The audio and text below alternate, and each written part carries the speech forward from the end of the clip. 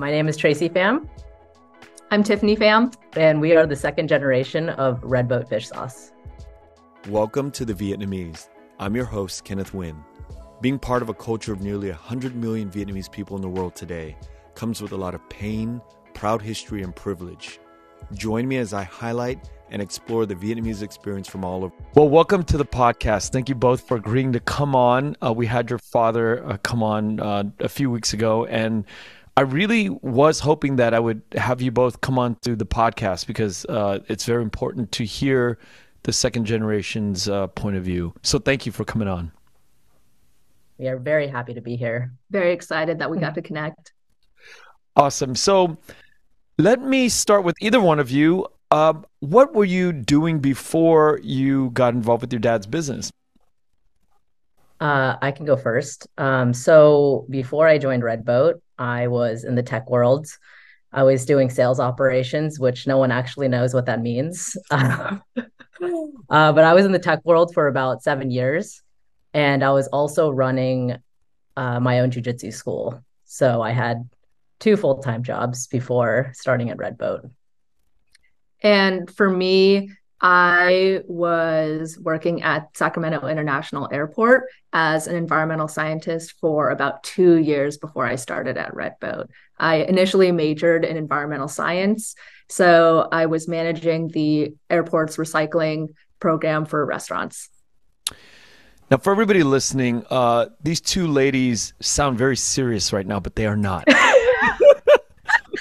They are not. We got to break the veneer here because We have our professional face on, okay, Kenneth? I know. I'm like, this is not who I know. I'm like, you guys party. We partied.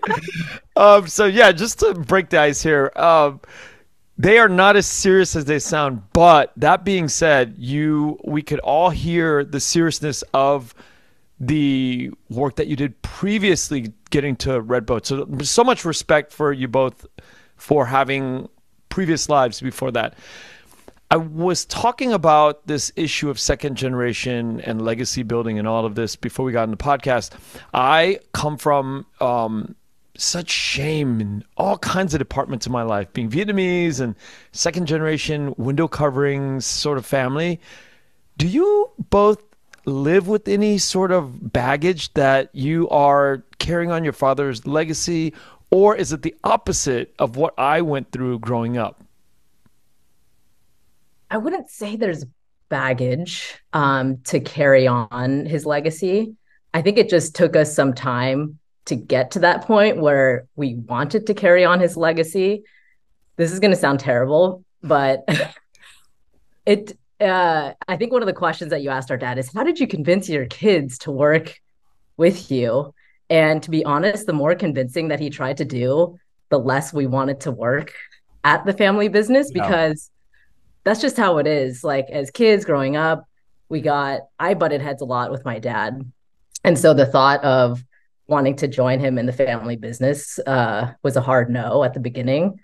But I think it took a bit of getting older, and also this is the part where it sounds terrible, is I had to be at a very low point in my career to consider the switch, because, well, I had just started working at Salesforce, which is a really highly rated place to work. So I was excited, but 9 months into the job, I was like, this is not what I expected. I got bored. On top of that, I was commuting into the city, which is not ideal. And on top of that, I would have to go teach jiu-jitsu after that job, after the long commute. And so it was during that time that Tiffany and I took the idea of joining the family business seriously. Yeah, I think Tracy and I had we were always pretty close growing up. I think it was actually during jiu-jitsu that we got really, really close as sisters.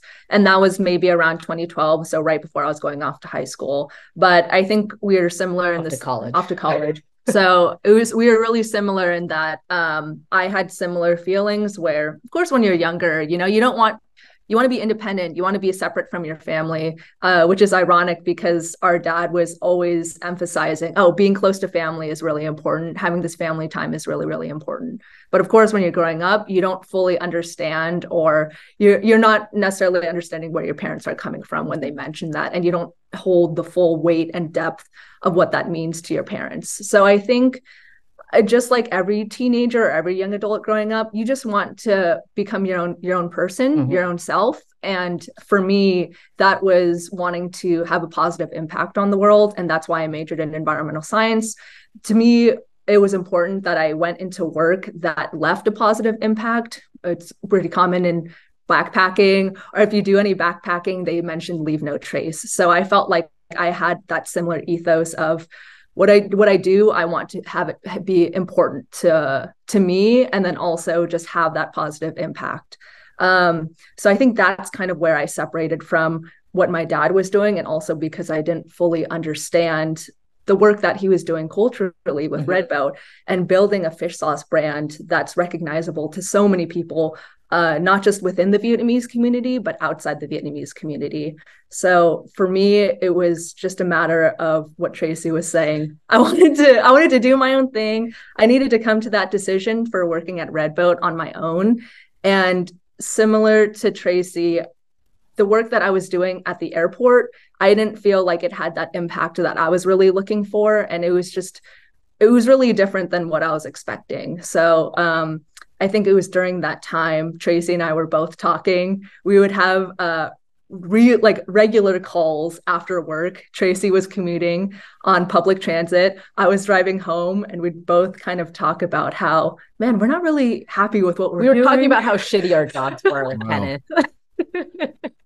That's amazing. And I think we just had that realization. Wow, our dad's not getting any younger. We are seeing all the work that he was doing too, just in terms of people that I work with. When I'd, of course, just mentioned passing by, I was like, oh, my dad started Red Boat. Here's what he's doing.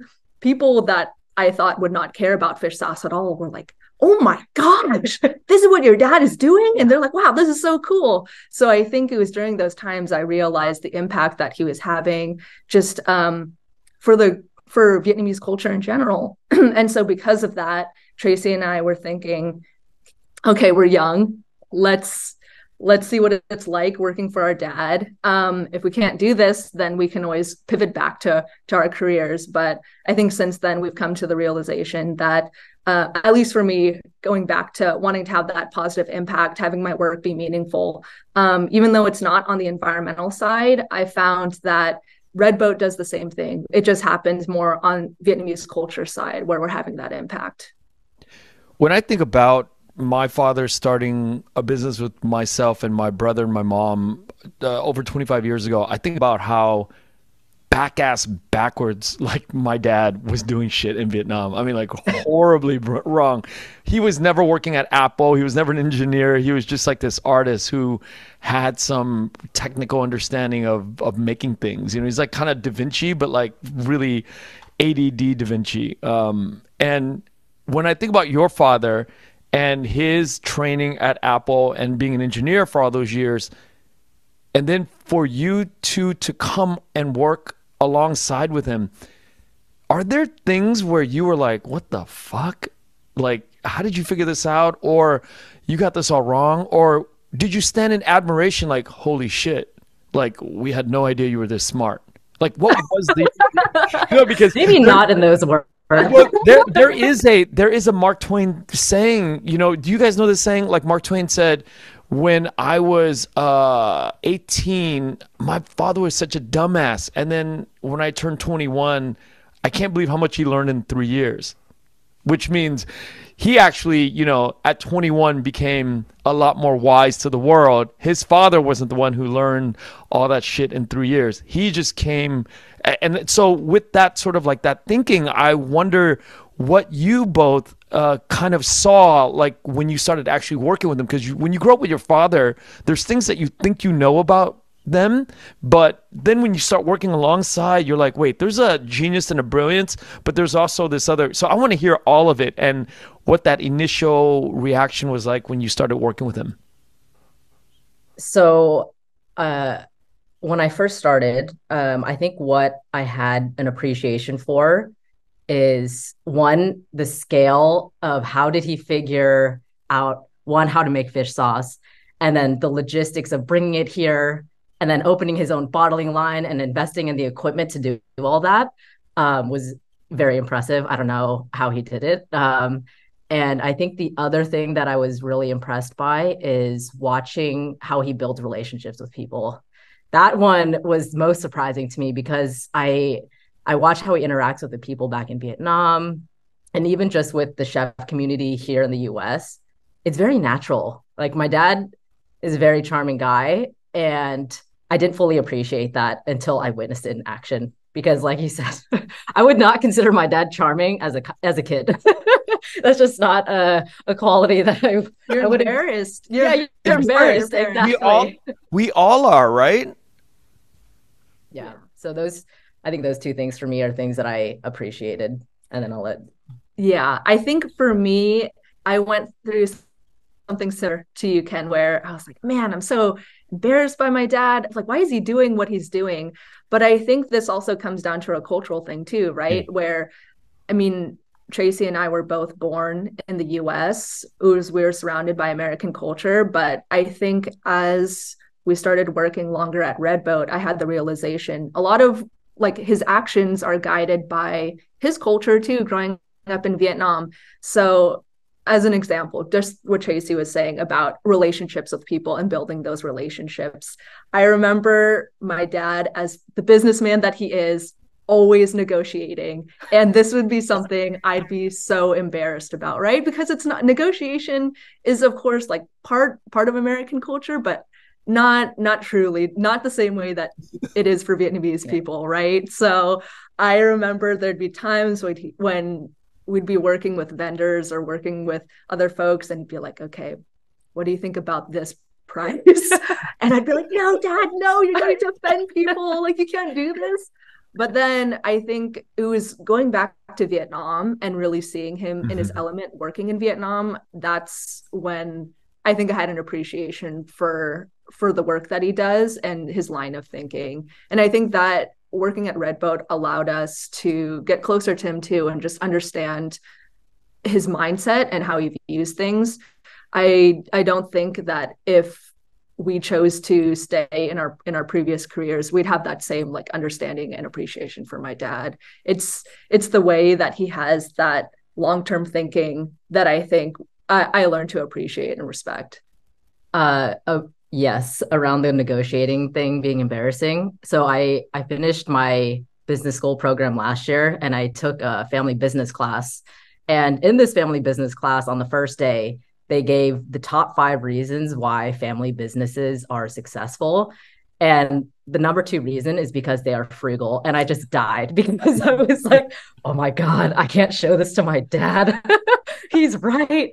And then I did end up telling him that. And he was like, well, you didn't need to go to business school just to figure that out. I could have told you that on my own.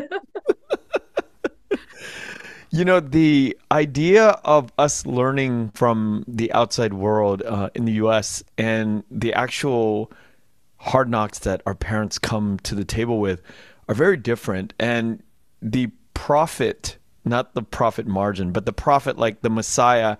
There's a funny saying my dad used to always say, like, he's like, you never appreciate the profit inside your family. You know, I'm a prophet. You don't appreciate the prophet of walking amongst you, you know, and it's true. It's like, it's hard to respect our fathers when they are, you know, we grew up with them and we just like, but then when you realize like the kind of impact that your father made, and that's why I really cherish the fact that you two are doing it and talking to me about it and being open about that experience, because more and more I feel like the American culture is so based on individualism that we don't cherish this idea of taking over businesses just like the Japanese, you know. And I talk to people all the time on the podcast about this. Sword makers in Japan, mochi makers, you know, sake makers, 300-year businesses, 400-year corporations, constant, like centuries old of tradition of father, son, daughter taking over the businesses and perfecting the business over many iterations. And that's why I really respect this second generation work that you guys are doing. Yeah, I think the idea of Red Boat being owned and operated by someone who wasn't a fam, just it didn't sit right with us. That was, I think, the other Yeah. realization that we had, because my dad at the time, he did consider selling, um, like to get paid off for all the hard work that he's done. But it didn't sit right with us for Yeah, I think there was something about seeing all the work that he put in and knowing all the effort that it took just to get especially first press fish sauce nước mắm nhí to the US. It it seemed, yeah, it didn't sit right that there might be someone else who would take over, like a larger corporation. And I think that was also a big portion of why Tracy and I decided to step in and work with my dad. Now, for all of these second generation young entrepreneurs that are thinking about taking over their family businesses, what do you think you brought to the table for Red Boat? As in the transition, I'm not saying that there's a full transition. I don't know about that, any of that stuff. I'm just saying in my head, what do you think you brought to the table as a second generation member of Red Boat? Our dad has a very entrepreneurial Mhm. mindset, right? In terms of starting businesses. He has all these fantastic ideas for new things to create. But at the same time, there's also the managing, right? And the growth of it as well. So I think that's where I view our work in terms of how do we sustain this? How do Yeah. we keep it growing to a larger scale? How can we continue this on as a legacy? So I view our work as taking his original idea and seeing what we can do to continue growing it. Yeah, it's funny because I was reflecting on the first few years of me working at the business, and it felt very reactive in that we were just doing. We didn't have any long-term goals. We didn't have a vision on where we wanted to take the company. It wasn't until I would say last year that we really sat down, like the siblings, we have a brother as well. The three of us sat down and thought, where do we want to be in 10 years? And how do we get there?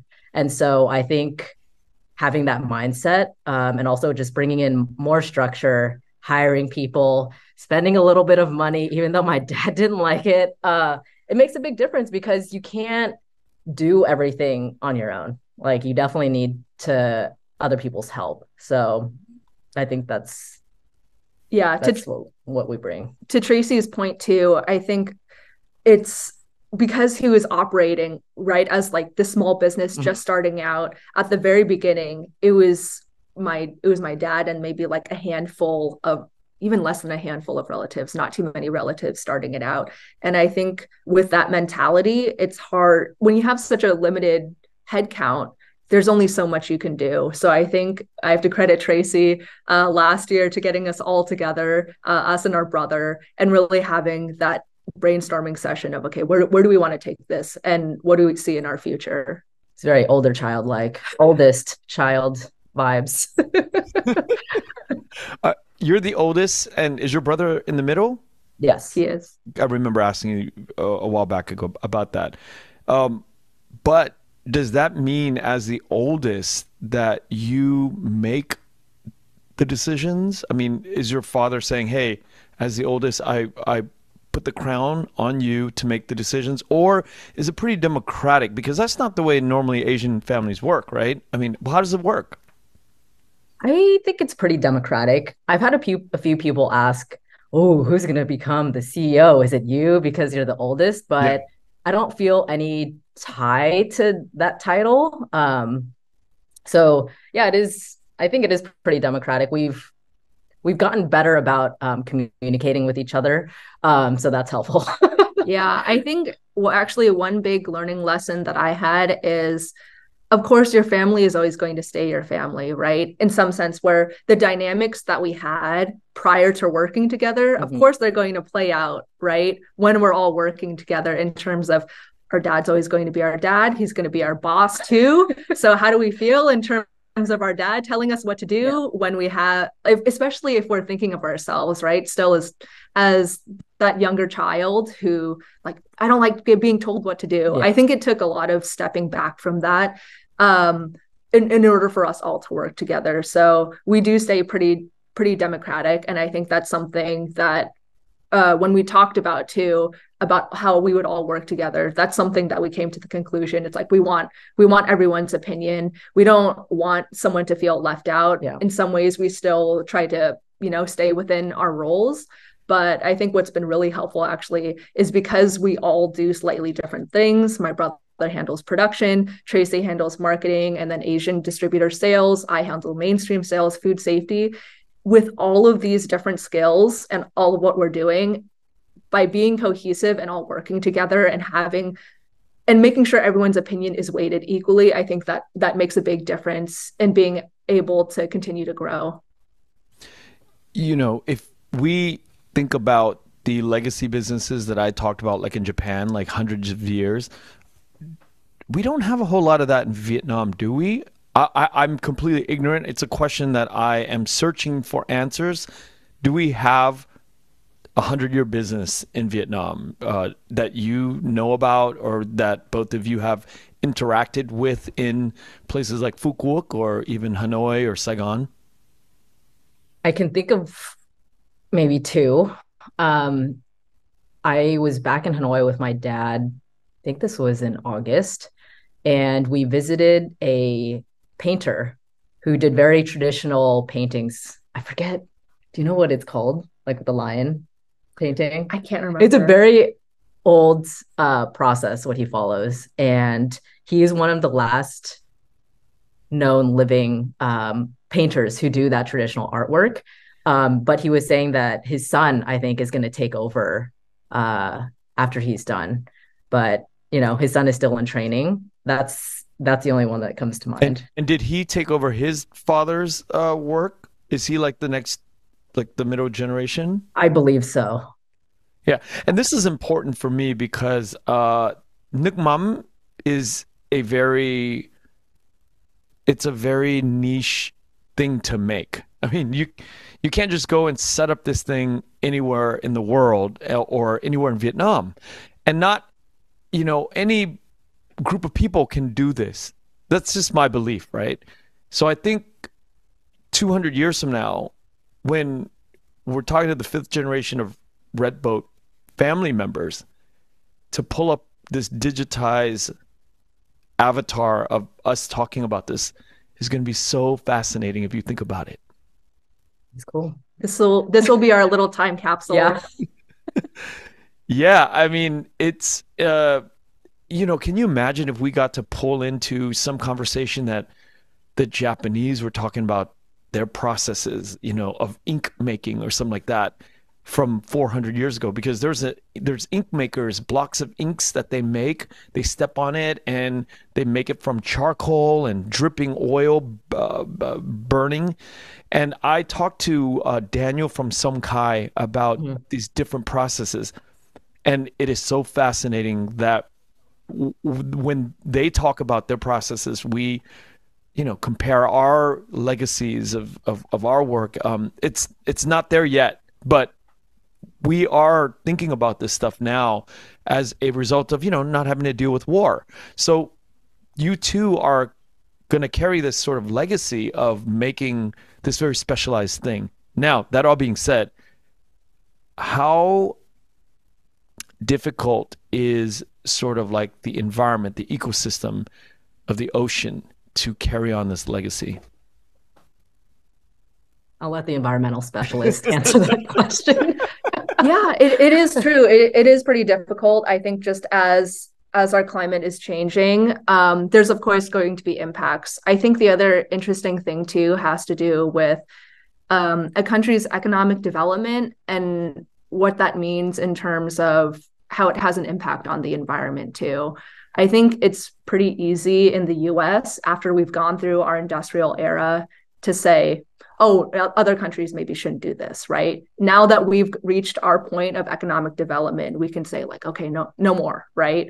So it's always, it's really not clear, right? It's pretty blurry. It's a really complex issue in terms of like, how can we still run businesses? How can people still make a living without having such a difficult impact on the environment? In terms of how we'll operate as time goes on, I think this is something that I've been thinking about. This has been like on the back burner as a project for me in terms of having Red Boat set up as a sustainable fishery. So putting in the effort to get certain certifications where we are working with our fishermen to make sure that the impact that we're having isn't something that's going to have long-term impacts. And of course, this is something that's not going to happen overnight. I think just as Tracy and I get more and more involved in the business, this has been going back to my environmental science roots. That's something that I feel is really important, and wanting to find a way to balance those two in terms of, okay, of course, everyone has to make a living. We have to make money, but at the same time, making sure that isn't creating negative impacts for our future generations too. I'm going to veer into some really technical questions right now when it comes to this whole fish production. And feel free to, say you don't know, because I this is a weird question, but like when I think about like tuna and salmon and all of these fishes that maybe perhaps travel long distances and it takes them so much to mate. Does anchovies have that sort of record of going from far different places and traveling around to create more to spawn off more of themselves, or is there an abundance of anchovies in the water where you won't run the risk of running out of anchovies over the years? Yeah, so I think the way that anchovies and tuna are different is that anchovies fall much lower on the food chain, right? So that makes it a lot easier in terms of how much they spawn, how big the population is of anchovies. For the most part, they eat phytoplankton, and they're not eating other animals, right? So that means that because of that, there's like a larger population of anchovies. So I think that you're right in the sense that they're definitely more of a sustainable fish compared to, I think it just depends on the population of the fish, right? And in terms of what's happening, I can't say I know for sure in terms of anchovies, their traveling patterns. I mean, I don't think they don't stay in one spot. This is something that we still have to learn too, but they don't travel in long distances the same way that tuna do. Well, I asked this because Daniel from Songkai brought up a good point. He said that these I don't know how new the technology is, but big corporations are doing fish sauce with amino acids basically it's like Petri dish fish sauce and has nothing to do with like live anchovies. And it's just flavoring and amino acids and the creation of like fish sauce tasting bottled substitutes that are really popular in Vietnam now. Are you both aware of this stuff? I'm not. This is the first that I'm hearing about it. I mean, I have heard of vegan fish sauce, right? And the creation of that, but I don't think I've heard specifically about, is it similar to like lab grown meat where they're taking like fish protein and then being able to create more of it to make fish sauce? I don't know if it's I don't know if it's an intention to grow it in a lab or how it's made, or if it's just sort of putting chemicals together to create a bacteria reaction in bottles or in a lab. Where, when you think about meat in a lab, it's actually like they're growing it so we can eat it, so it can be very similar to meat growing in a dish, right? So I don't know if their amino acids are doing that to replicate fish protein and that sort of taste. We need to get Daniel and you all together to talk about some process of I just had this wonderful episode released today with Daniel about the process culture, the lack of process culture in Vietnam, and having these details being drilled down and understood is important, because he was saying that there are workers in his distillery that are eating fish sauce and they won't go to real fish sauce because they're so used to the taste of this like synthetic fish sauce. Wow. And it's mind blowing to hear that. Wow. Yeah, I think that's interesting to think about too, right? With our whole conversation about tradition and even just continuing the family business, it's interesting to think about like keeping what we used to have, like these old traditions, and continuing them on so that everyone is still aware of them. And I think that's what it makes me think of. It's like, uh how do we get people to still remember and to still enjoy those things that we used to make in the past and that we still continue trying to preserve? That's what I think is pretty interesting. Yeah, it's interesting and it's important because now when I think about fish sauce, I compare it to like whiskey and cheap alcohol, right? So cheap alcohol, you could buy a $15 bottle of some cheap vodka on in the market.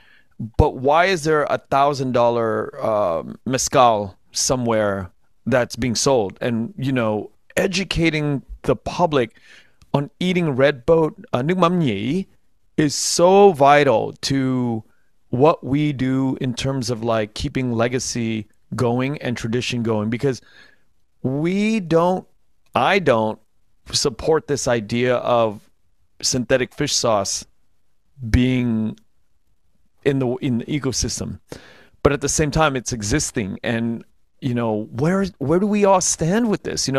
We need to, if we don't protect the red boats of the world in our Vietnamese culture, and if we don't have these conversations, then the public does not know that there is synthetic and there is like real anchovies being kept in barrels over a year and becoming real fish sauce. Mm-hmm. Yeah, I think it's interesting to think about too, because I think kind of what you're talking about with different whiskeys, right? Or even just different alcohols, there lives such a spectrum of it, Yeah. right? And it's just, of course, we're all going to live together, right? And it's like it's almost nice too, in terms of the fact that there's so many different variations that people get that choice to pick in terms of what their preference is. But at the same time, I agree. It's how do we keep it so something as pure and somewhat more traditional as red boat, how do we keep that going? And then how do we make sure that that's still preserved in the same way that maybe some of these other brands are too? Mm-hmm. I'm going to play around with this even further.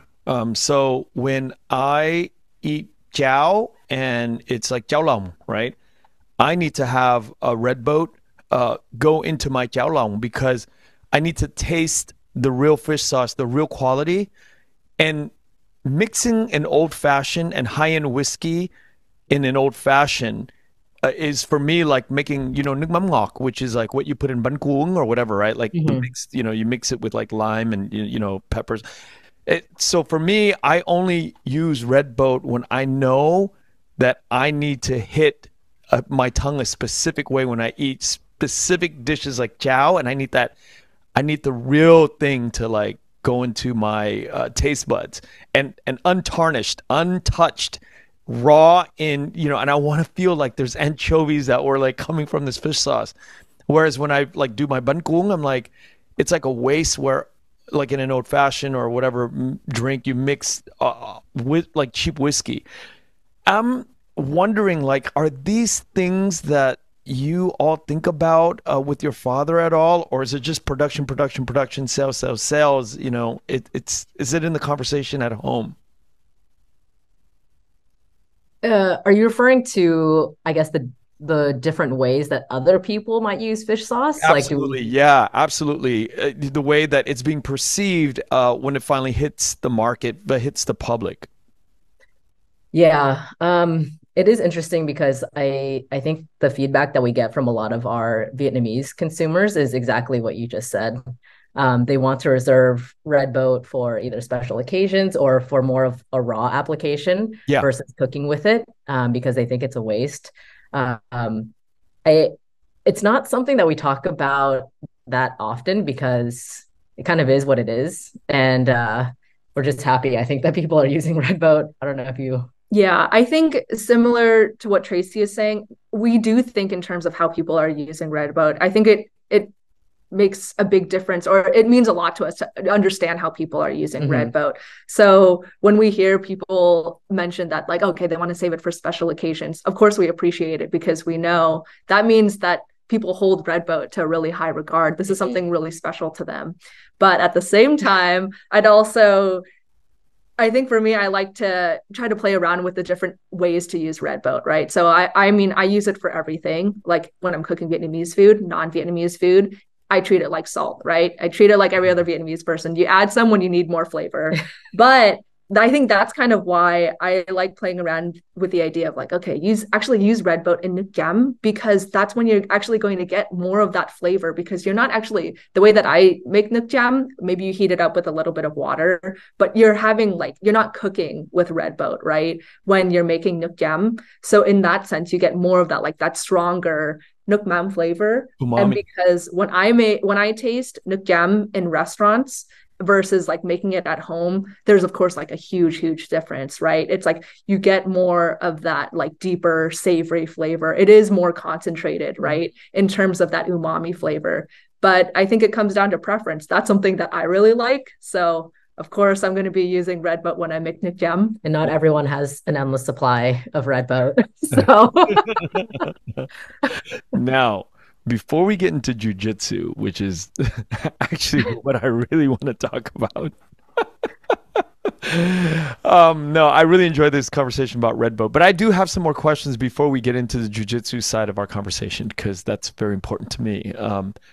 You've both been back to Vietnam a bunch, I'm sure. And as the newest generation of Vietnamese American business people in the world, in like modern history of Vietnamese people, what have you learned about working alongside Vietnamese people, your counterparts in Vietnam? Every time we go back to Vietnam, I realize that we have a long way to go in terms of learning how to speak the language, Understanding the culture. understanding the culture and the business practices over there, because it is very different from here. I think in Vietnam, it's a lot about building relationships with people. And when when we sit down with the employees, it's not always, we're not talking about work, we're just having dinner or lunch and just kind of learning about each other's lives. So I think it is different in that sense. And yeah, it's daunting. Every time I go back, I'm like, oh my God, how are we going to do this? What makes it daunting?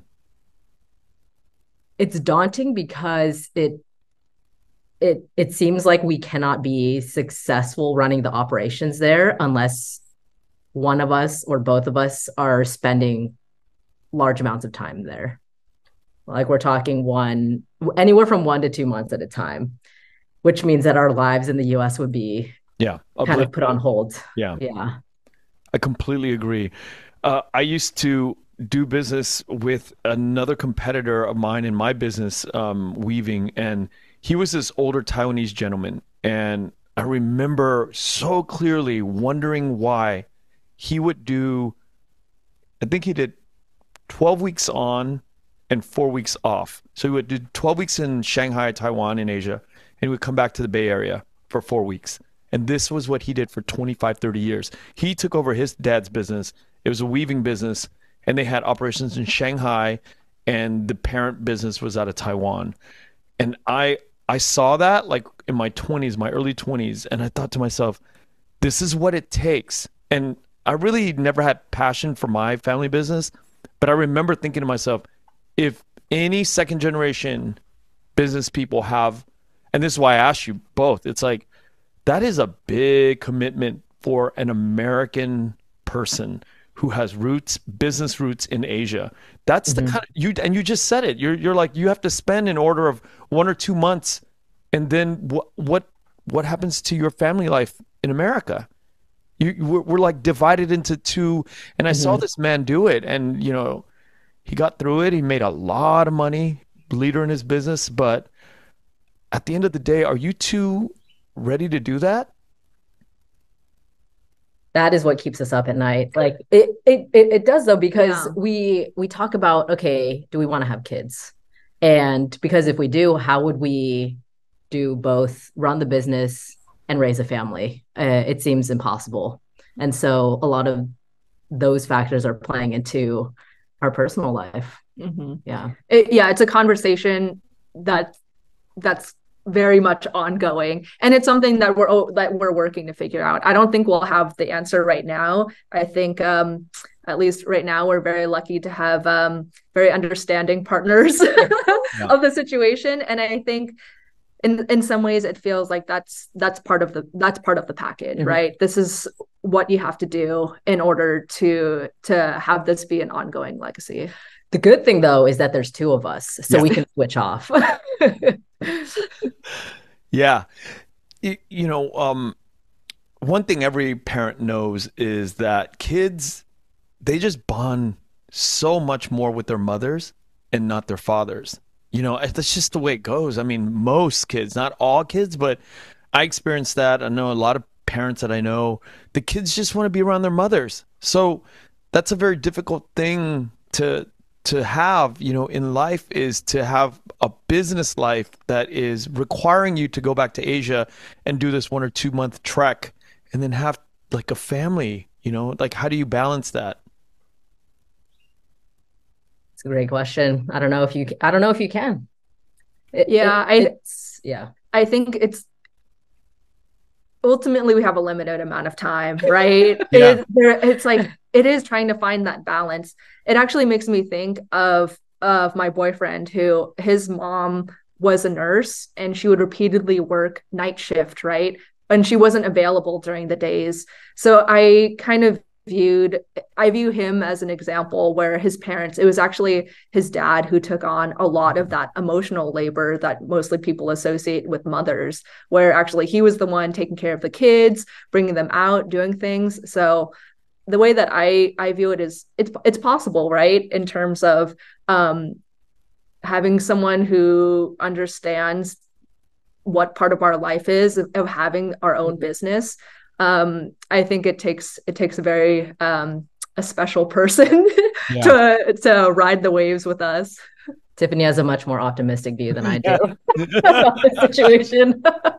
It's crazy you say that, Tracy, because I agree. I mean, that's very optimistic. It's a very, I consider myself very lucky. Looking back at my mom and I, it seemed like she was always there because she had a factory and we lived inside the factory. But even now I get mad thinking about like how many times she had to just go out and go to a customer's place to measure draperies or whatever. I get like emotional thinking about the abandonment of just. But I think about when my mom was with me, they never even took vacations. They were always alongside my brother and I. And even then I have abandonment issues. Like I got issues when I think about it, I can't imagine what my son goes through because his mother is always traveling. And, in the summers, she's part of the night market and she never, and it's tough when I look at it. But I'm like, wait, they just have to grow up because this is real life, right? Yeah, it's one of the things that I worked on last year is understanding all of these feelings. I don't know if I would call it trauma, but unresolved feelings from your childhood and how it shows up in your adult life. And I think unless you put in that work and come to that realization that it will just be negative feelings that you hold and you don't really know why. Yeah. And so being able to identify specific moments in your childhood that happened and saying like, okay, that was then, this is now, and just having a better understanding of why your parents operate the way they do, it helps with a healthier relationship, I would say, between us and our parents now. Can I ask, like, what prompted you and in what technique did you go and do this work? Was there like a framework that you did, a program that you did? Yeah. So when I attended business school last year, they assigned us an executive coach. But actually, I think it was a therapist because one of the first things she asked me was, okay, what do you want to work on for this year? And without hesitation, I said, I want to improve the working relationship that I have with my dad. Wow. And she asked me to name a specific instance where I was frustrated at work. And the instance was I get really upset when my dad asks another employee to wash his car because I think it's not right. It's not his part of his job descriptions to wash your car. And so when I shared that with my coach, she said, "What are the feelings that you feel when you listen to your dad ask that employee that?" And I said, "It's feelings of embarrassment and also shame." And she said, "Okay, I want you to close your eyes." And I'm like, "All right, here we go." Is this actually going to work? She said, "Close your eyes." And how old do you think you were when you started feeling those feelings of embarrassment or shame? And I said, probably around 9 or 10 years old. And she was like, "What do you think was happening? Do you have specific memories of when you started feeling shame and embarrassment?" And it was crazy because I could clearly see it Oh. in my mind. I signed up for a potluck at school to bring a dessert. And my mom had prepared like a fruit cocktail. I don't know if you remember this. She prepared a fruit cocktail with like almond jello or something. And so I remember bringing it in, setting it down on the table, and just waiting for people to come by and try some. And I think one person actually tried it because everyone else is like, "What? Like, what is this?" And so I just remember feeling so embarrassed. And I was like, I had to bring home basically the entire dessert because no one really ate it. And so coming to that realization of, oh my God, these are feelings that I've held with me for a long time. Wow. And the coach had me step back and say, "Okay, when your dad is asking this employee to wash his car, is he upset about it? Like, what is his actual reaction?" And I thought, no, he's thinking this is just my job. So yeah, I'll do it. And I think where my dad is coming from is, well, I'm paying them. So it's not like a crazy ask. But coming from me, growing up in American culture, I'm like, oh my God, that is just ridiculous. How can you ask someone to do that for you? Wow. So just coming to that understanding and just letting things like that go, it made work much less stressful. Thank you so much for sharing Yeah. that with me. I'm going to piggyback that into something that I kind of detected when after I interviewed your father.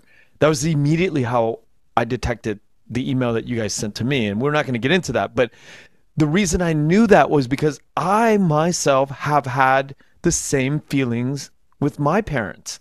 And it's one of those things where why are we so embarrassed, about the previous generations? I already know. We all know why we're embarrassed. But now I think what I'm addressing is fuck the embarrassment. Let's now embrace these moments of cultural relevance because it's when I look back now, I'm like so proud of my mom and dad. And I'm so proud of your father. I really am. The episode that I did with your father, I was just like, my God, it touches me so much because I feel like I'm talking to my own father passed away and he started something wonderful in my life. And I think when I listened to his episode, when I was interviewing him, I felt so much pride. And then when I got this email from you both, I understood immediately. I never reacted any negatively to the email. I was just like, oh my God, I know where this is coming from. And I wanted to address it, but we don't need to get into details, but I understand how you all feel about this father and second generation issue. And I think this is like something that's really valuable for the community to know because they did so much stuff for us. And sometimes it Mm. just takes a little bit of stepping back to kind of acknowledge it. Yeah, definitely. I think there's two parts to that feeling. One is you want to be accepted in the environment that you're currently in. And uh and second is that wow, I can't even remember my second point. But yeah, I think that has a big part to do with it is just wanting to feel this acceptance. Yeah. My, Oh, I remember now. And also, I think with family, it's easy to be harder on them or yeah. kind of have like higher standards. You're more comfortable. And so I think your expectations of them and willingness to voice your discontent is just much higher with Yeah. family. Uh, Yeah. I remember feeling so embarrassed. My mom and dad too. There's plenty of almond fruit, Jello stories like that in my life. But then I remember, as an adult now, thinking back, my father was like 5'2". He was like short, and he was like a bald guy, and he would like be so confident with these like interior designers who are all white ladies who are like in these elite neighborhoods, expensive neighborhoods, and he was working with them for 30, 25 years, whatever, and he never was afraid of anybody. They loved him. I mean, there was times when he would call me like from the bathroom of a client. He's like, I don't know where I'm at, but there's like gold platinum records everywhere. And he would tell me, and he would read names out like that. He's like, yeah, it's like Mary Carey or something like that. And I was like, fuck, you're at Mariah Carey's house. This would happen constantly, or some interior designer would tell me, your dad did this one house, and it was like these huge staircases, like Gone with the Wind mansion. And the client was like an hour late, and we were just waiting around, but your dad would just like sit on the staircase and just like lounge on the staircase. And it was like Sheriff Lee Baca. He's the most powerful sheriff, like head of the LA sheriff, corrupt in the 90s. And and he would just not care, and he would just call out the sheriff when he walked in. It's like, you're late. You know, these are things that we don't think about, Yeah. because there are also men that came from this like previous world that we're not privy to, right? Who knew how they grew up? But they bring this sort of like this old country charm that we don't recognize too often. And here we are. We're talking about them and how beautiful it is. Hmm. Wow. Mariah Carey. Impressive. Oh, they did Madonna, they did Oprah, Harrison Ford. We did so many of these, and most of the people we don't even know. Charles Bronson. These are people in the 70s and 80s that were massive. That I would never know. We'll never know, because this was work that they did in the 70s and the 80s, and I was still a kid. But now let's talk about jujitsu. Who started that? Who got into that? I started first. It Why? was back in high school. I didn't make the varsity volleyball team. So instead, I was like, I need to do something else. I need to figure out something else to do. I think at the time I was thinking, oh, I'm heading off to college somewhat soon. I should learn some type of self-defense. I'm going to be on my own. Let's find something.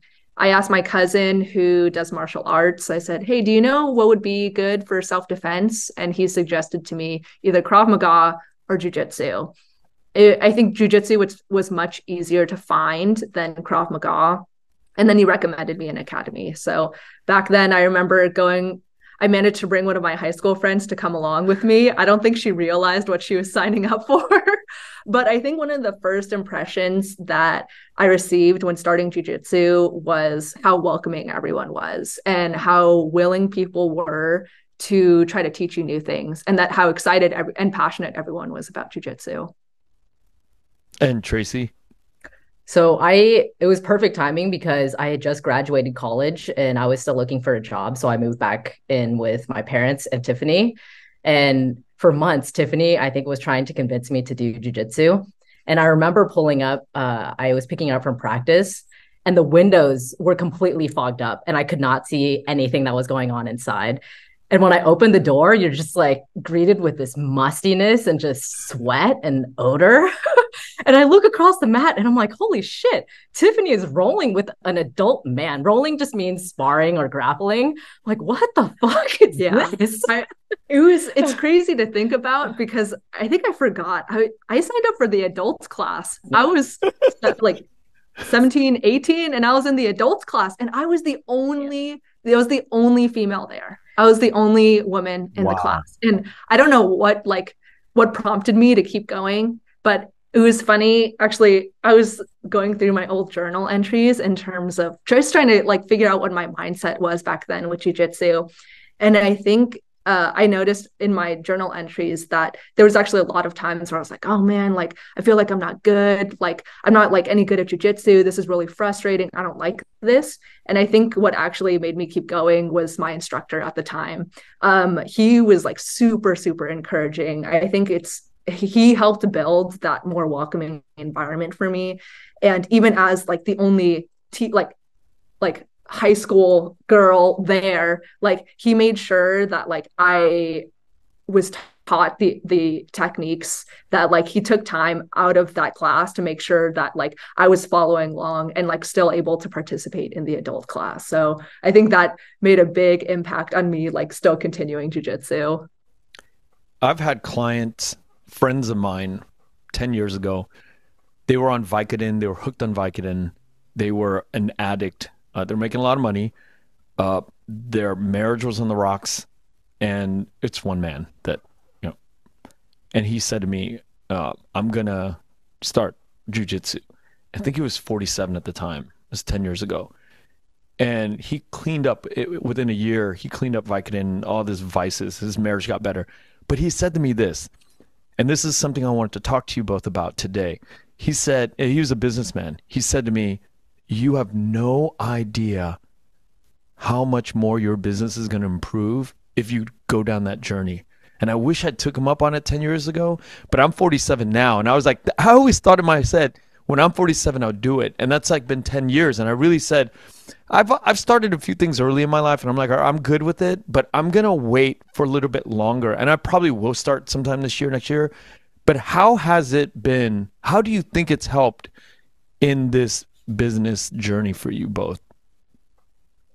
Jiu-jitsu is very therapeutic, and Tiffany and I, we think about work all the time, but when we step on the mats, it's time for just, you have to focus on not getting tapped out. And so you can't really think about anything else. So in that, it's very therapeutic. And I think the second way that it's really helped me is I have been doing jiu-jitsu for a long time now. It's been probably 10 years. And during that journey, you experience times where you feel like you're the best. And then you also experience lows where you feel like you're not progressing. But eventually you get through it. And so I think just having that, undergoing that persistence and just realizing that times will get better. And also when you're feeling those highs, it's not going to last. And so I think just having that level mindset of just keep going, really is beneficial when running a business. Yeah. And that's huge. That's huge. Cause you know the theory of that. We all know it. But if you're practicing that like on the mat a few times a week, it probably applies right into your life and business. Business is very difficult. Business is a hard thing. It's like people think that, going to work 9 to 5 and it's boring and it's hard to like stay. Business is crazy because you have to deal with some weird, ups and downs and things that are just uncalled for, like in a regular 9 to 5 job. Definitely. Yeah, I think it's funny. I took a 10-year hiatus from jujitsu. So while I was away going to college, Tracy was doing jujitsu. So ironic. I just started back in October, so it's been a little over 6 months getting back into it. But I think the biggest difference that I've noticed in terms of the impact that it's made is having that stress release, having that thing that's taking my mind off work, because Tracy and I also live together. Yeah. So not only do we work together, we live together. So we have the opportunity to talk about work all the time. It can be on our minds all the time.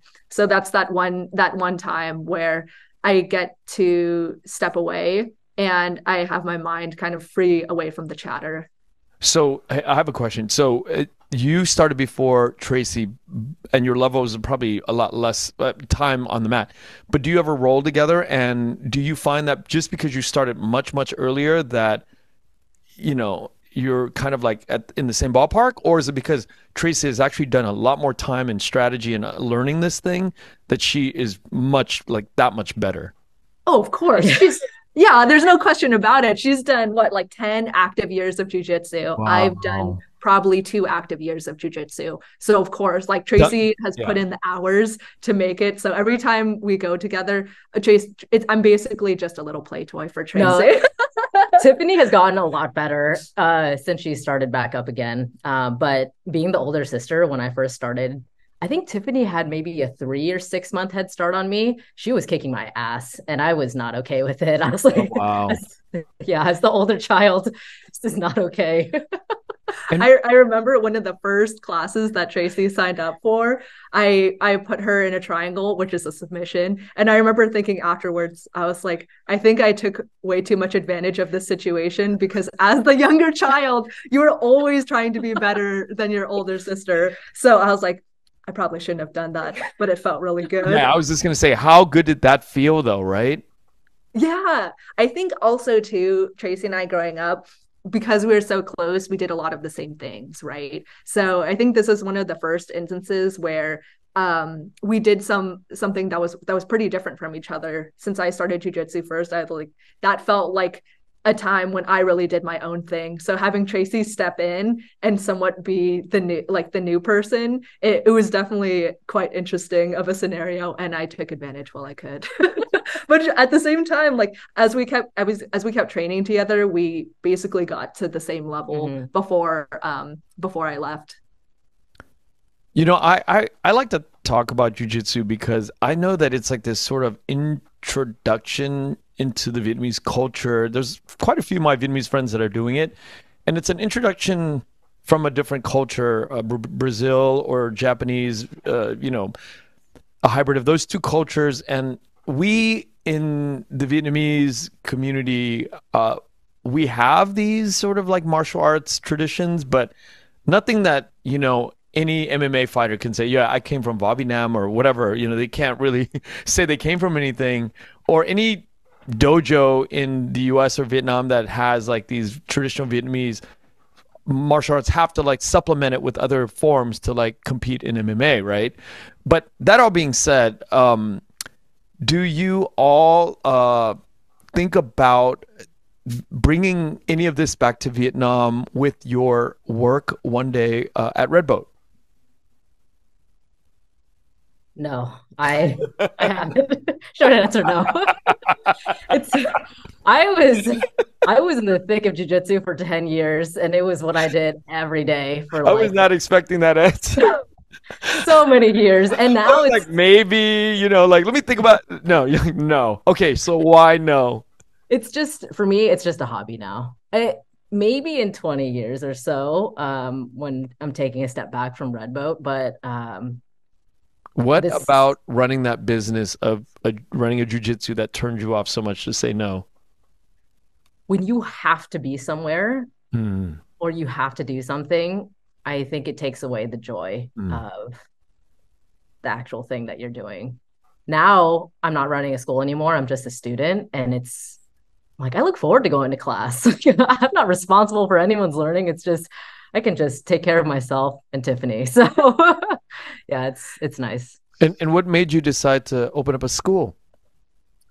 So funny story. My boyfriend at the time was a black belt instructor, and he wanted to branch off and start his own school because he wasn't getting paid well and things like that. And so we were like, hey, let's start a school. And we found a really low cost way of doing it. We had friends that subleased their CrossFit space to us. And so that was the beginnings of me owning a school.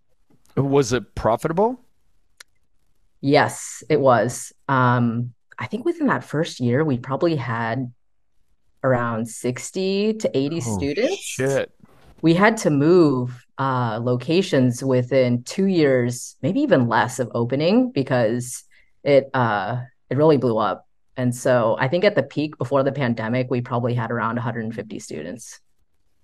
Okay, I wonder about the quality of instruction all the time. You get these brands like the Gracie family or 10th Planet with Eddie Bravo. You get all these branded places, right? And then you get places probably relatively unknown, like people renting out a CrossFit place, right? How do we know if we're getting good instruction? That it's difficult because a lot of the reviews that you see on Yelp, I rarely see negative reviews because if that's the only school that you've been to, you don't know anything else. Yeah. But I think for someone who's just starting out, I always recommend that they try out 2 to 3 different schools for at least a month because the first week they're just trying to impress you, give you a lot of attention. But after a month or so, you can kind of get the vibes of the other students. If you like the instructor, um, some gyms work for some people and others don't. It's very different. And so you just have to find the community that works for you. I think speaking to that too, it's just some people for jujitsu, they want it to be a hobby, right? That they just want it to be their fun thing. There's also other people out there that want to be world champions, and they want to be there to win medals. So I think there's so many different ways to practice jujitsu, right? Either just for fun or people that are out there to have that be their profession. So finding a place that works for you and that kind of has what you're looking for makes a big difference. Because I think what Tracy ended up building, it was a place where I think you could do both. It's like you could still compete at tournaments. They always encourage that. But I think Tracy did a really good job in terms of building a community and building a place where it was like you're there to have friends. You're there to like hang out, like just enjoy your time with people. And I think there's sometimes where, especially with jujitsu, which can sometimes feel so cutthroat, right? It's really physical contact of a sport. It makes a big difference to have a supportive community out there, just wanting to have a good time and know that in the end, it's about having fun, right? It's not like having fun versus like, okay, we're out there to win, and that's like we have to win at all costs. I think it's about like having the enjoyment of it that makes a big difference. You know, I can't help to think about your father in all of this. When I think about I have a daughter, and when I think about recognizing that she is born into a completely different generation, and the sophistication of what she understands, like, I feels like I didn't understand the kind of stuff that she understood until I was like 15 or 16. But I wonder, like, when your father looks at both of you, and from a jujitsu perspective, right? Like, the process of doing this for so many years, Tracy and Tiffany, you know, you've been a part of this world for, I don't know how to really ask this question, but do you ever think, like, when you look at your father and you're like, he'll make a comment or a way of thinking or strategy, and you're like, no, that doesn't work, because in your mind you have this like wealth, this deep well of like practicing this sport, this tradition that he doesn't have as a Vietnamese person, or just as wherever he grew up. He just doesn't have that, because it sounds very serious when I think of jiu-jitsu people who practice this. And you hear, because when I think about, I reflect on my father, and I think, well, there's many times, because I was a Marine, and I'm like, no, that's not how we would do in the military. This is how we would think about it in the military. Is there times where you like look at your father and you reflect on maybe that jiu-jitsu kind of experience and go, nah, this is how a serious practitioner in my world of sport or whatever would apply it to your business mentality?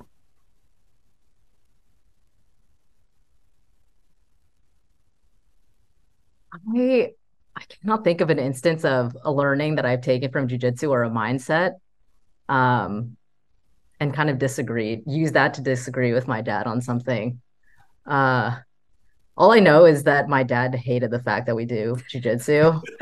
Actually, however, both our mom and our dad were not happy that we were doing jujitsu. It was a combination of things. One, they thought it took away too much time. So time that we could spend hanging out with them or doing the family business, we were doing jujitsu. And second, but when he found out that Anthony Bourdain did jujitsu, that changed everything. So that is so funny. You know, and I think the reason I asked that was knowing that, you know, it's very difficult for Vietnamese people, especially a Vietnamese man, to know that your daughters are practicing, you know, this sport. Yeah. I'm trying to think, has he watched either of us compete? I don't know if I can't remember. He's watched. I know for sure that him and mom attended one of my matches, and my mom came to a few, but I remember there was one. It was kind of a big deal because you were up on a stage, everyone got to walk out, and I invited my mom to come. And then when I got done with the match, I was like looking for my mom and I couldn't find her, and then she was outside. She was like, Tracy, I couldn't watch it. Oh shit. But it's because it's like scary. It's scary, right? It's a big contact sport. The whole idea of jiu-jitsu is you're trying to submit the other person, right? So I think it was hard for our mom to see that, because she cares about us. We're still her kids, so she just wants to see that we're taken care of, or like, Yeah. that we're safe. So of course she's going to have a hard time watching us compete. Yeah. And the same thing happened actually when we started climbing too. We told my mom that we took a lead climbing class, which is when you actually clip in. So you don't start clipped into the wall. You eventually climb up and you clip yourself in as you go up. So when we showed her that video of us practicing falls for a lead climbing, she's like, do not show me that again. She's like, please do not show me that. So there's been multiple instances where we've put our mom through the ringer in terms of the stuff that we do. I'm so proud of you both as a community member, in the Vietnamese community. I'm very, very proud of you. I can't imagine how proud your mom and dad must feel of the accomplishments that you two have gone through. Yeah, it's funny because sometimes it doesn't feel that way, but You know how it is. It's yeah, just like, it's I'll share a really cute story. So when Tiffany and I were in our ao dais for that event, we sent photos to our parents. It was like, oh, look how nice we look. And our mom did not say one positive thing. However, when we got back to work, one of our coworkers, they were like, by the way, your mom was very excited. She ran me over from where I was at to show me the photos and just like, oh, look how beautiful they look. But she did not say that to us. So yeah, that was really touching because I think at times we forget. We're just like, oh gosh, why can't you just say one nice thing? They are saying the nice they things. are saying the nice things, just not to us. What is that all about?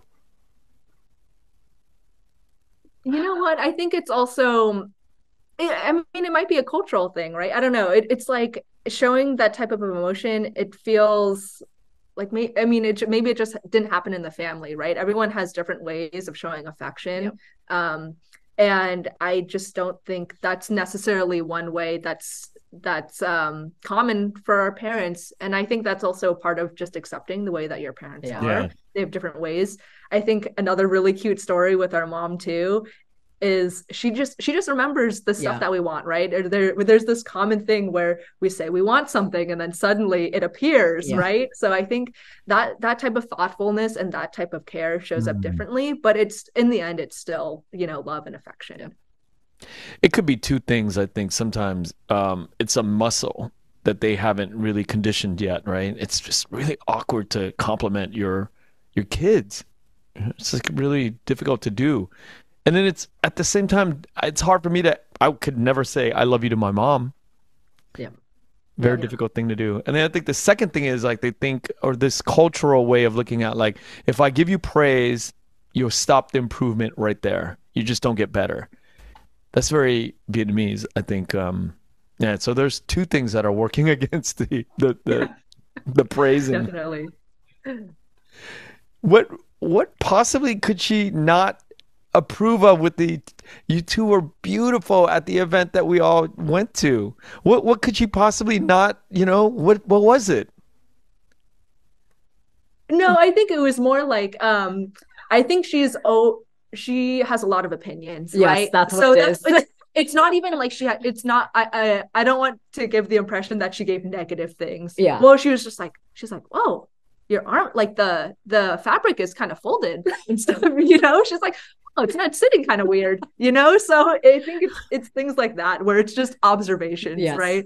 We get our mom's just completely unfiltered thoughts when she first sees those pictures. So it wasn't anything like too negative. And of course it's like, oh, how much did that cost? It's of course like the second question, but so nothing like truly negative, but just unfiltered thoughts is what we received. Well, both of your ao dais were fire. They were amazing. Can we give it up to the designer who did it? Tai Nguyen. Yep. None other than the Tai Nguyen. Shout out to Tai Nguyen. Beautiful ao dais.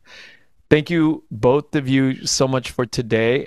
We probably will be revisiting year after year with both of you from the Vietnamese podcast to Red Boat, the family. And I want to track this for the next 100 years, hopefully. We see where we are all headed. Sounds like a plan. Yeah. Thanks for having us, Ken. Thank you. I appreciate both of you. Thank you for listening to The Vietnamese with Kenneth Nguyen. Special thanks to Brittany Tran, to Jane Nguyen, Catherine Nguyen, Tina Pham, Sydney Jamie, and Crystal Trin. Please find us on Instagram, Facebook, and TikTok at The Vietnamese Podcast.